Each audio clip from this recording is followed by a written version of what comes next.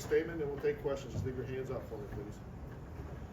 Good morning, and I know you heard from the coordinators, and so got a few of those things that you had questions on work through, but just kind of following up on that, and in the game, watching the film and all of that from Saturday, just a lot of the same feelings I had, after the game, and I think the feelings, first of all, the team has certainly disappointed, upset, fired up, and I think, you're always looking at what the response is, and they came yesterday back, kind of, the thing you have to provide as coaches is the answers, and understanding where we go from here, and I think our staff did a nice job, and I think our guys did a great job responding with the right mindset, with the right attitude, brought some great energy.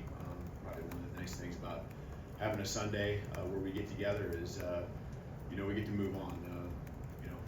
Outside of the building, the game gets held on to for not a day, probably not a week.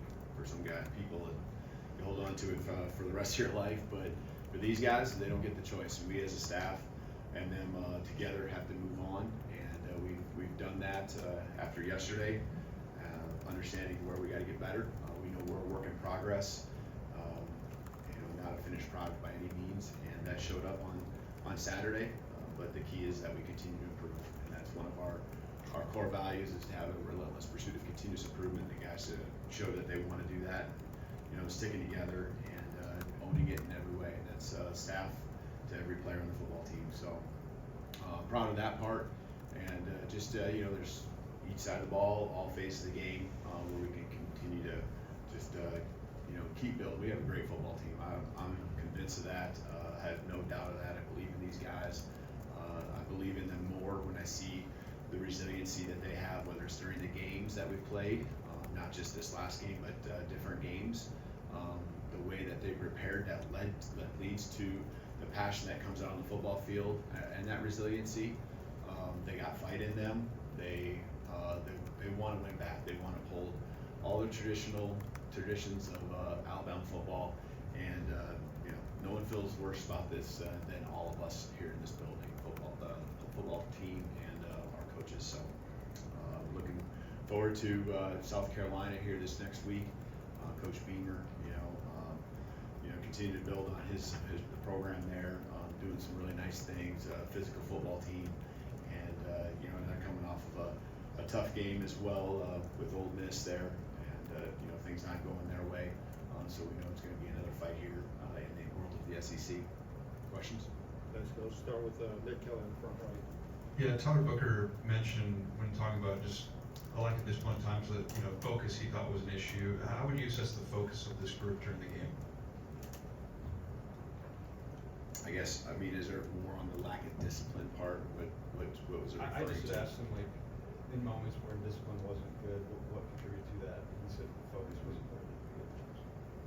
Yeah, when you come out on the short end, everything gets amplified, right? You look into everything on another level, and so in regards to that, since that was the question,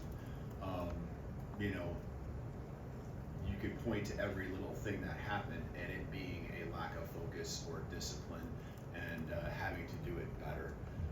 And I think what it really comes down to is doing it better over and over. And when you're good, we gave ourselves little room for error with the way the game started, right?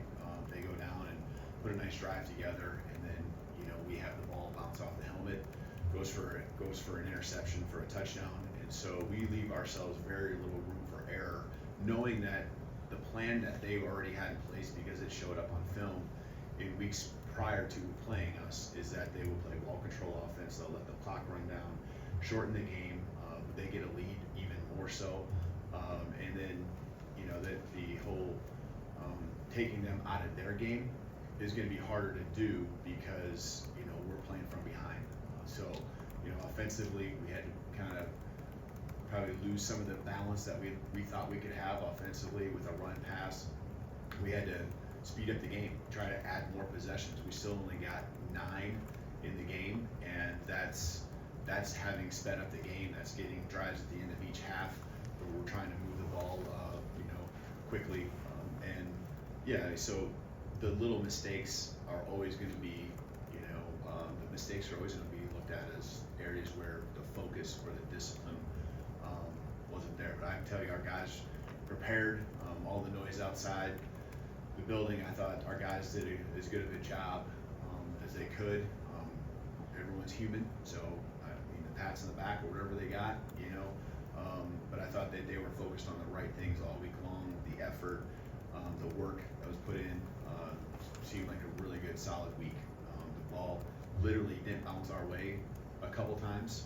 We have to make our own breaks and do a better job of making that happen to where the ball ends up in our hands, whether it's forcing turnovers or making sure that we don't put the ball on the ground and turn it over ourselves. So if all those things are part of that question, then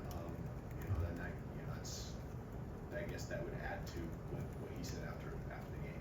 Book has a good pulse of everything that's happening on the team, and so I trust that, and we've had great conversations. I, whole leadership group since Saturday. I feel like we're in a good spot. Charlie, right side. Yeah, you coach. Just what do you say to fans who maybe wanted to see some more frustration from you after a loss like that? That wanted to see what? More frustration from you after a loss like the one second. Oh, I'm extremely frustrated. We all are, but we're not going to lose our cool over that. We understand, what happened, and a lot of what I see in the response, even in the locker room. I guess, are you talking like press conference afterwards or something? That's really the only time you could have seen me, I guess. I think that's me seeing what already is happening in 30 minutes, 20 minutes after the game's over. And I saw extreme frustration. I saw guys wanting to stick together, wanting to still do something special, believing in each other, expressing that. I had my part in there too, where we understood what happened, and that it's not up to our standard and how we had to proceed forward. And so we were all extremely frustrated. But we aren't going to sit and lose our cool, because I don't think that's the right way to go about it. There's a time and place for everything, and again, we're still early in the season. We left ourselves a little less wiggle room to achieve some of the goals we have, but those goals are still out there, and we need to just focus on what our whole mindset is always to improve every single day, and that's never going to change. And to improve, I think you got to have things in perspective, and focus on the right areas, and our whole team is doing that. Jump to the left side to Chase.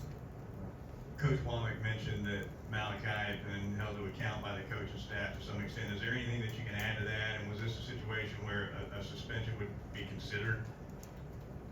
No, we have handled it, and I'm just going to say this about Malachi. What he did, he has gone above and beyond in owning, taking ownership in it. And this is pretty much immediately after the game to this morning. Things that are all prompted by him, but also part of just our conversations. The guy, I think the thing I want to make sure Bama fans know is that this guy has been rock solid and been a critical piece, along with others. There are some others as well, of keeping this thing together since January. Okay, when a lot of guys chose to leave, this guy stood firm. This guy loves Alabama football. He works relentlessly out there every single day on the football field. It's the passion that I hope, questions asked about me, the passion and frustration, that's what he saw from him. And so, there's some things that, he regrets and wishes probably didn't do, but he's owned up to it, and we've handled it internally, and still handling it internally. And so, he's a first-class guy. He's out in the community weekly, as just part of who he is, doing things to give back, understanding the platform he has. A lot of eyes are on our program, a lot of eyes are on him, and this guy plays hard for himself, his teammates, but this program means so much to him. And so, you know, doesn't make it right by any means what some of the actions were, but I want people to understand also that he's had my and our back since day one, and there comes a point too where sometimes, you know, as things play out, you gotta have your guys back, you know, as well, and understand that we all make mistakes and we all, you know, just gotta own up to it, and we're doing that, and we will continue to move on. Let's go to Kennington on the right side in the middle. Through 5 games, this has been one of the most penalized teams in college football. How do you go about correcting that going into the second half of the season? Well, I think we were doing a better job, even in the game the other night. Obviously, there was the 15 yards at the end, right? The penalties, I think, in the moments is probably the biggest thing. You know, some of those calls are tough ones to have happen to you. You know, I'm looking at Q coming in and trying not to, you know, really hit the quarterback in an aggressive manner, but the penalty's there. You know, I mean, there's not a recklessness about it as he's trying to get after the quarterback. He's just trying to do what he's supposed to do, and you know, I'm trying to think of a couple other. I mean, there's going to be penalties that happen, and I don't feel like that was the major play in what hurt us. It's a part of it, just like anything. Like I said earlier, when you do come out short, you end up amplifying everything. But I think there's execution and just things that we could have done better. We need to make sure we don't turn the ball over. We need to get the ball in our possession. So again, we always talk about those things post game in our follow up. We did that Sunday. We talked about the penalties and just continue to make sure we're working and focused on that. And you know, I think we had a couple games early, right, where the numbers really stacked up against us, and you know, that's not helping our average, I guess, per game. Again, is it where we want it to be? No. This last week's game where we want it to be? No. But I think that was a small part of it. All those little parts add up, and that's why you get what you got on Saturday. All right, let's go to the left side over here, Michael. How would you assess the way the defense adjusted during the game, and how involved are you in that process? Yeah, we're always talking. You know, seeing whether it's you know, taking a look on the iPad or just you know, conversations with Coach Womack. I think the key with anything, that's including our team, is that not overreact. Understand exactly why what is happening, and you have adjustments built into your game plan, and so it might be, you know, mixing things up, but you also got to make sure that you're just executing against what you're seeing, and sometimes it's it might be something a little bit different, you know, and you just need to have another opportunity against that look with the call you made defensively too, just to be able to execute better. So you know, you're always going to look back. Again, everything gets amplified, so you're always going to look back and say, well, we could have done this earlier or more or whatever it might be. Offensively, you do the same thing, and so you know, I know we've had those conversations, not just during but after, and you know, again, the worst thing you can do is panic. We have a defense that has shown had a lot of success here, you know, through 5 games, and there's just little bits and pieces of what we got to do. I mean, we really, in the second half, I thought we did a much better job on first down and second down. The game was a first down game the first half. They put themselves in better situations. The second half, we just had to do a better job getting off the field on third down. We'll have time for 2 more questions, starting with Ryan on the way down. Coach, your coaching record is well documented, a limited amount of losses. For your first loss at Alabama, what's kind of your message? Is it back to the drawing board? You said don't panic, or do you kind of just stay the course? Yeah, that's exactly the words that I was going to say. Is you stay the course. That's what that's what messages to the team. Now stay the course, right? Everything is always, you know, just digesting what happened, having some perspective, and you know, having the answers for the guys. That's what we have to make sure we do as coaches. So that we can walk away understanding what we can control, how we need to fix it, and just knowing that the next game there's going to be different matchups that are strengths for us. There's also going to be different matchups in ways that an opponent attacks us. I'm not just talking offensively, but defensively. And we got to be ready. This position group can't get, one position group who had success can't get, all comfortable. I don't think we have, because you're the one that might have the tough matchup the next week. And as a team, that's what it's all about. You got to continue to work on your area, keep it within the team concept, stay the course, and just keep fighting, keep playing, and stick together. That's to me the biggest thing, and I've seen nothing but that here, in the last 24, 40 hours. All right, we'll finish up with Tony on the front left here. Yeah, we spoke with King about it. Sorry, but Jahiem opting out, was that come as a surprise? Did you have a conversation with him about that? How did that kind of play out? Yeah, Jahiem, felt like it was going that way. I think the thing you also have to understand is there's other elements to this, right? There's health elements, there's life elements, and so I was, I love these guys. They work hard, and